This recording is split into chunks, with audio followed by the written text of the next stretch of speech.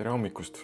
Eile rääkisin õppetundidest. Täna oli väga selgelt eksamite päev, aga kõigest järjekorras. Hotellitoa suurim üllatus oli presskann ja sobivas jahvatuses kohv. Ei jätnud kasutamata ja tänane päevakogus sai kohe hommikul ära tarbitud päiksetõusu kõrvale. Hommikuinimesena läksin varakult välja linna uudistama, seda minu Kopenhaagenit. Kui arvasite, et lähen oma Kopi IM-i päeva meenutama, siis arvasite õigesti.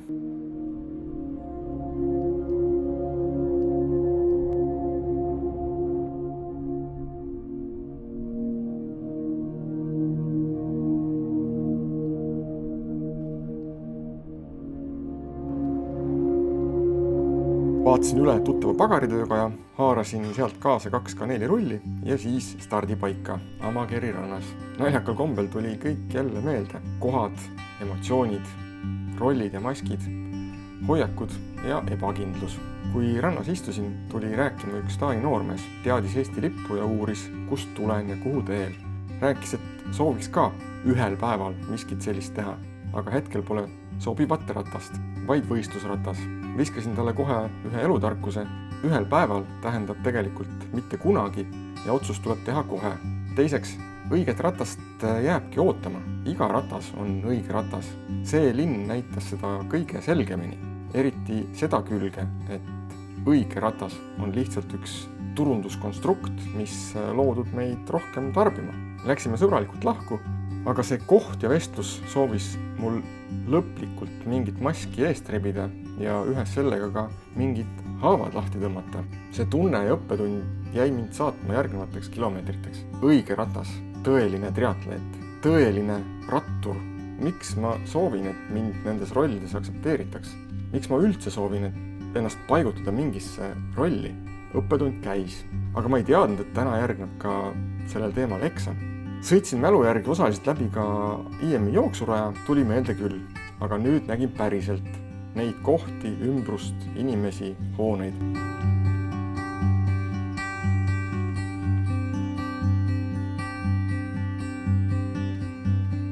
Nägin lõpuks ka väikest merineitsit ja selfit ootavaid inimhorde. Jooksurada läks sealt mööda, aga ma ei näinud kuju kordagi. Mõnusas tagant tuules Kopenhaagenist välja ja maanteelt ära metsa vahele.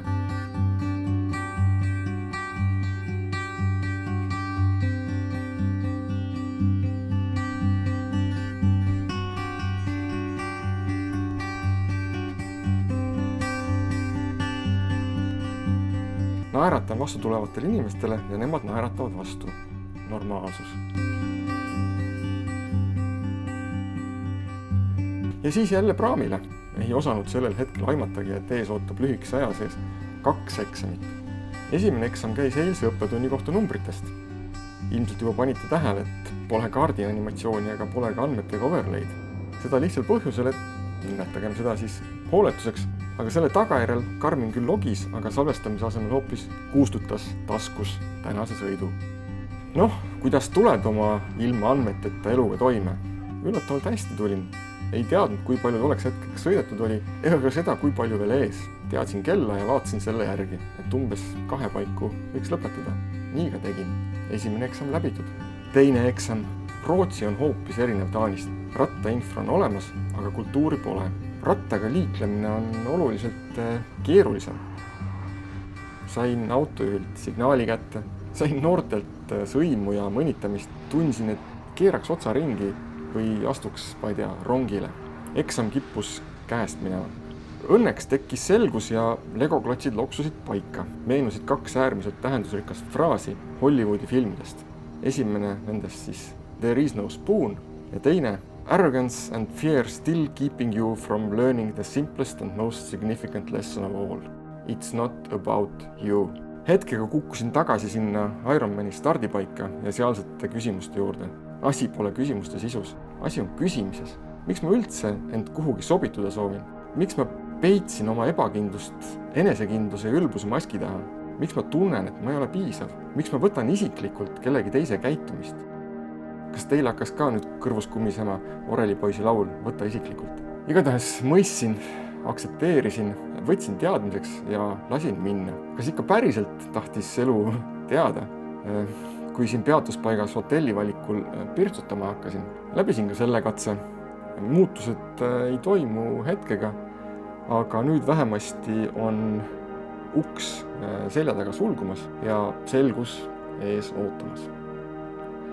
Kuuleme ja näeme homme. Tšau!